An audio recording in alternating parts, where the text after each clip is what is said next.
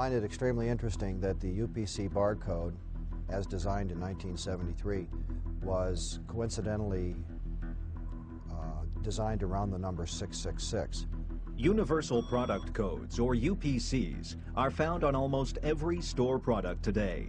These codes allow the cashier to scan the item into the computer instead of entering the price manually. Every UPC is made up of numbers and bars. The bars themselves also have a numerical value. Notice that the bars on the left, in the middle, and on the right of the code do not have numerical values underneath them. However, the other bars all do. So by comparing these three bars at the beginning, the middle, and the end with numbered bars, it is clear that those dividing bars always represent the number 6. Even though it's not apparent visibly to anyone who looks at it, there is a mathematical representation there of the number 666. The book of Revelation tells us that in the last days, no one will be able to buy or to sell without the number 666. Despite the protests of industry insiders who claim that it is all just a coincidence, the fact is that virtually every product sold in the world today is sold with the number 666 built into it. People are using mobile devices more than ever for banking and other activities that require high levels of security. Existing methods such as fingerprint scanning and facial recognition have been implemented to provide users quick and easy access to their devices and accounts, compared with inputting PINs. Very convenient, but there are downsides. The use of these biometrics is limited to devices with expensive technology or specialist equipment. Fingerprint scanning needs a special sensor, and good facial recognition requires an expensive camera with infrared. Facial recognition struggles as time passes, as faces can change dramatically.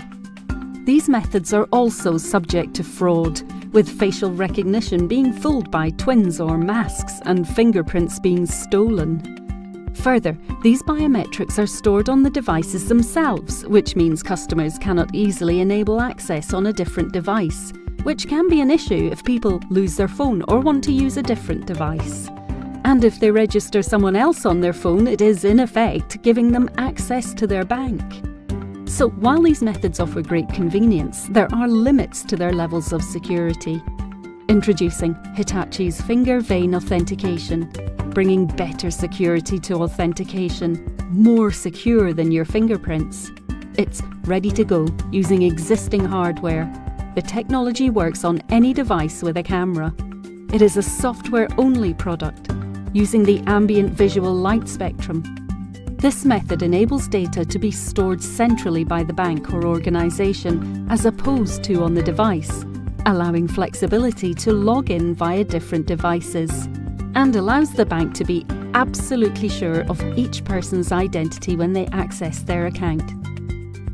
It even works with existing webcams on laptops, and has the strong advantage that finger vein patterns don't change with age. Hitachi's Finger Vein Authentication, enabling secure authentication across multiple devices. It's a big moment in the world of money. NatWest and RBS are launching this, although the real-life ones will probably be smaller.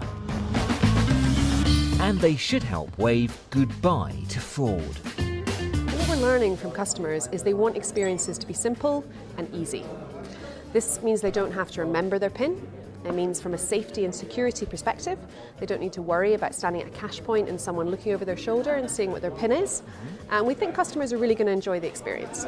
Could they not get an imprint of No, it's my not fingerprint? CSI. It doesn't work that way. Doesn't? Okay. So a photograph? Nope. If I go high, they just go, oh yes, excellent. There's No. enough pixels there. That I can won't nick work. that.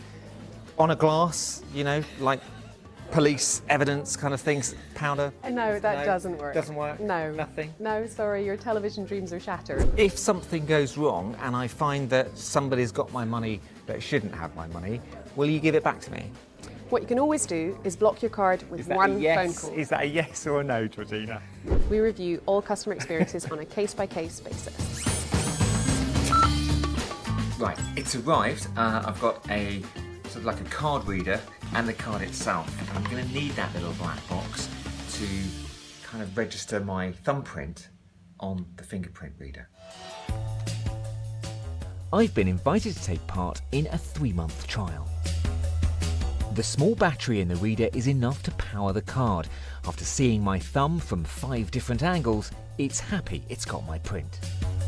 Now, of course, Google and Apple Pay systems using our mobile phones linked to a debit card or credit card offer similar biometric security for payments. But your phone costs a lot more, needs to be charged, and it's a lot bigger. My new card is no thicker than a standard debit card. A strip down of it shows what's going on. On the right is the fingerprint reader. There's no battery inside, instead an inductive loop, shown here in red, acts as an aerial for the card to receive power from the card terminal. The 6 dots at the top are the programming port, and it's here in the microcontroller where my fingerprint is stored and verified, all on the card, so our biometric data never leaves our hands. Coffee, please. Now, using the card is pretty much as easy as it is at the moment, except that you've got to put your thumb, or whichever finger you've registered, over the golden box so it can recognise it when you make the payment. A green light flashes to show all's okay, and that my plastic's not in some trickster TV producer's mitts. Oz! Now, the other big bonus I've found is my new spending limit. Normally, contactless payments cap out at £30, but this allows me to spend up to £100 because of the additional security. And I'm told that by the time it comes to market, well, that limit could be limitless, which means I could get my weekly shopping, fill up my car, or buy a bike just with a tap of my card. So, knowing all that, will the card be secure? Gemalto is behind the tech. The actual sensor we use is dynamic, which means each time it reads your fingerprint, it needs to have a 98-99% match. But if there's a slight variation, a micro scratch in your finger, it will take that into account. So next time, it knows that micro scratch will be there. But does it then allow for somebody with a similar fingerprint to you to get into the system? No, not at all. I mean, the variation is so small, there's not 2 people that would be in that level of variation. This would be the biggest change to payment cards for a decade.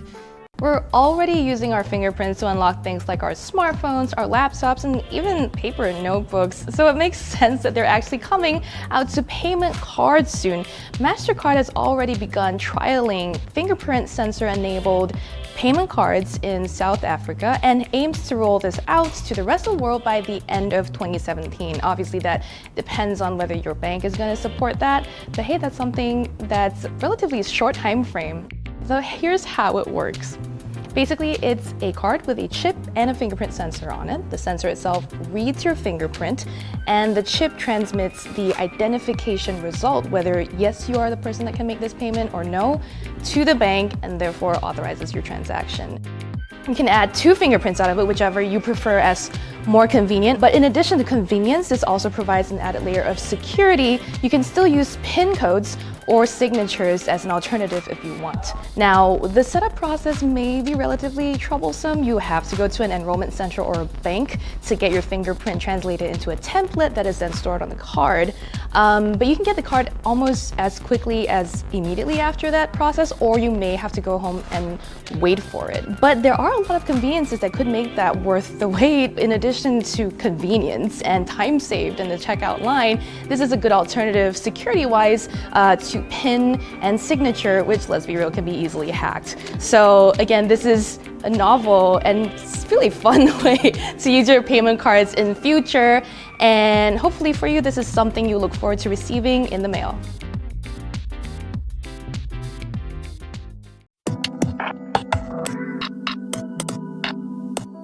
Today, we authenticate our payments by entering a PIN into the terminal. Tomorrow, we will authenticate the payment by our biometrics, in this case, my facial biometrics. Let me show you how it works. I will now make a payment for €8. I enter the card into the terminal. The terminal now takes a photo of me. I look into the camera, and payment is done. The photo that was taken by the camera was sent to the chip. It was matched to the biometric template that is stored on the chip. The matching was successful, so the card told the terminal, go ahead with the payment, and it's done. Passwords are a pain. They're a real problem. People forget it, people write it at places, and they get very surprised when a hacker gets into a particular website and then knows the passwords to all their accounts. When consumers shop on the internet, their banks need ways to verify their identity. So this particular product seamlessly integrates biometrics into the overall payments experience. So this app allows you to choose your fingerprint or your face. All you need to do is tap, and it asks you to verify the amount. You tap it, and the transaction has been okayed, and you're done. Apple Pay is an amazing new way to make convenient and secure payments on your iPhone. And now, with Apple Pay on Apple Watch, it's going to make payments even easier. When you're ready to pay for something, just double-click the side button, then hold Apple Watch so it faces the contactless reader. A gentle tap and beep will confirm that your payment was sent. And that's it. Arsenault, a local elementary school is trying to implement a new program in its cafeteria, but the palm vein scanner is being met with opposition from parents. KPLC's Holly Carter brings us details. I was very, very mad, disappointed. Many parents felt that way Monday after reading a letter sent home with their children from Moss Bluff Elementary School. The letter introduced a new program, the Palm Vein Scanner, much like this one, to move students through the lunch line at a faster rate. With almost 1,000 students, Principal Charles Calderera says the system will reduce errors. We're so large, and with an elementary school, they all come through the line, and most of them eat here. So it will make us more efficient and more accurate. We've had parents complain in the past because they felt like their children weren't eating, that we assigned them a charge for the day, and they might have been right. Calderera says the school is acting on recommendation from School Food Service Director Patricia Hoseman, but he says the letter gives parents an option. We sent this letter home for parents to be aware of it and to let them know that they can opt out. They can opt out and say, hey, I don't want my child involved in it, and that's quite all right. And it won't make any difference. The children will still be able to eat in the cafeteria. Sonia says she's against the palm vein scanner because of her beliefs. As a Christian, I've read the Bible and, go to church and stuff, and, I know where it's going to end up coming to and the mark of the beast, and I'm not going to let my kids have that. Calderera says a lot of parents agree with her, but he says it's just technology. I think a lot of this has to do with religious beliefs. I think some people feel something with the Bible, mark of the beast. It's technology that's used throughout our lives everywhere. He says the system isn't on campus yet, so students' palms won't be scanned anytime soon. But Sonia says if the program comes to campus, her children aren't participating and won't be around it either. I'll probably pull them out of that school and transfer them to another school. Really? Yeah. At your service in Moss Bluff, Holly Carter, KPLC 7 News. Calderera says they're trying to implement the program as soon as possible, but if you are a parent and you don't want your child to participate, you must contact the school by tomorrow. It's called FingerPay. It works by using a small infrared scanner to detect unique patterns in the veins in a person's fingertips. The information is then linked to a customer's bank details. It's being used for the first time in this supermarket at Brunel University in West London, where large numbers of students are eagerly registering their details. If there's an easier method of paying and it can reduce queue times and can speed things up, and I'm not having to wait at ATM machines, or I'm not having to rely on having to carry my wallet and my bag and my cash, then that's a win-win from both a student perspective but also from a university perspective. Fingerprint recognition technology is already widely used on things like mobile phones, but studies show that it's vulnerable to hacking. A simple smear left on a device like this can be easily copied. But Stahler, the British firm behind this reader, devised in partnership with the Japanese tech giant Hitachi, claims Vane technology cannot be compromised. You can't copy it like you can with a fingerprint. It is much, much more secure. And in fact, the numbers we're told are 1 in 3 billionth of a chance that anybody is going to be able to have the same finger vein. So it's pretty secure. It also requires the finger and the person attached to be alive. Vane scanners are already used to access some high-security buildings. There are now plans to use the technology in many more shops, as well as places that require membership, like gyms or nightclubs, and even football grounds. Another step, or finger to be precise, towards consigning cards and cash to history. So I am signing up for Clear because it sounds like a good deal. So Gideon's going to take me through the process. All right, Carol, so what we're going to do first, I'm going to start with your 4 right fingers on your right hand and lower that wrist for me. And once you see the fingerprint scoring, you can lift up. There it is. And what it does, it rates all the biometrics. So the green will be good and yellow will be okay. We're going to start with your left hand now, same way. And lower that wrist. That's perfect. And like I said, the green is good. So that's perfect. All right, so both thumbs at the same time. Let me hold that for you. All right. And lower the wrist and relax the shoulders, just like that. And yep, it's coming in. You see it there. The score, you can lift up. All right. And now we're going to do the eyes. So looking right up here. I don't know if you can see how I'm doing this, but it's kind of cool. Perfect.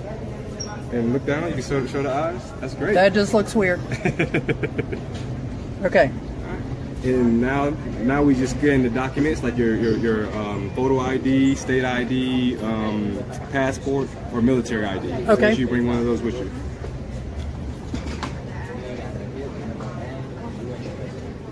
And we have to scan both sides.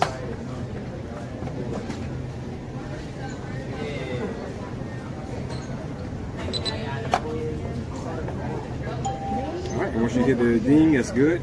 We're all good, verified, and I just need a credit card. All right. I'm going to turn it off right now because I got to pull out my credit card. What we do is we're going to continue here, just payment update here, and then all we do is put a card on file. Okay. Obviously, to put the card on file, nothing gets charged, completely free to do so. Okay. I will do that. And then we have a nice little slide here. So we'll just slide that bad boy through. Oh, easy, okay. And complete it. Once it's done processing, and it's valid, save it. Once this is done processing, like I said, it's about a 2 or 3 minute window until the system actually recognizes your card attached to you, and then you'll be able to make purchases from then on out as long as you're a Clear member. So we've just connected to my credit card to my Clear account, and now we're actually going to test this new concessions technology that Clear has. It's going to read my fingerprint, and that is basically going to take care of payment and age verification. So let's give this a try. All right.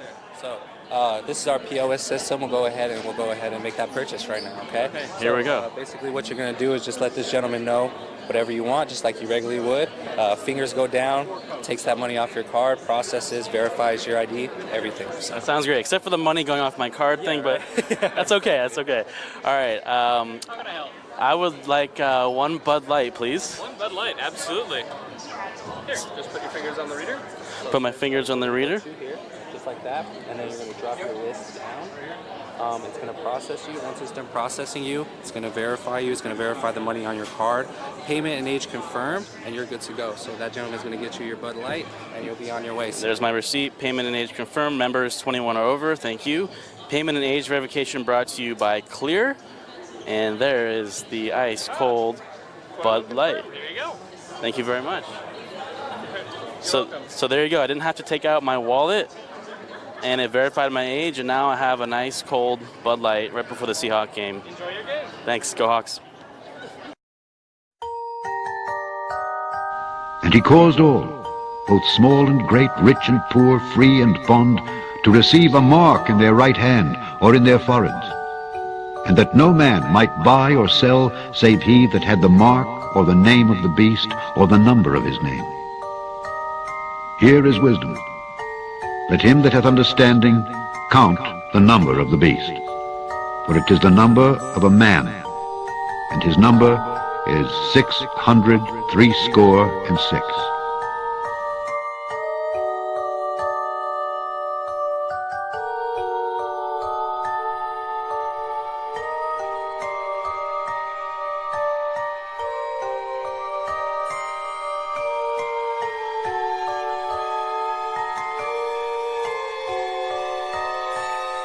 Here is wisdom.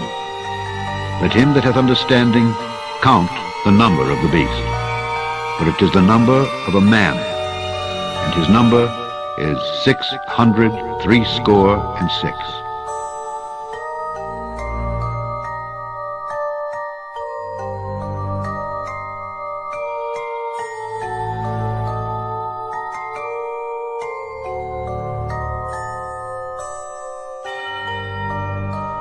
And he caused all, both small and great, rich and poor, free and bond, to receive a mark in their right hand or in their foreheads, and that no man might buy or sell save he that had the mark or the name of the beast or the number of his name. Here is wisdom. Let him that hath understanding count the number of the beast, for it is the number of a man, and his number is 666.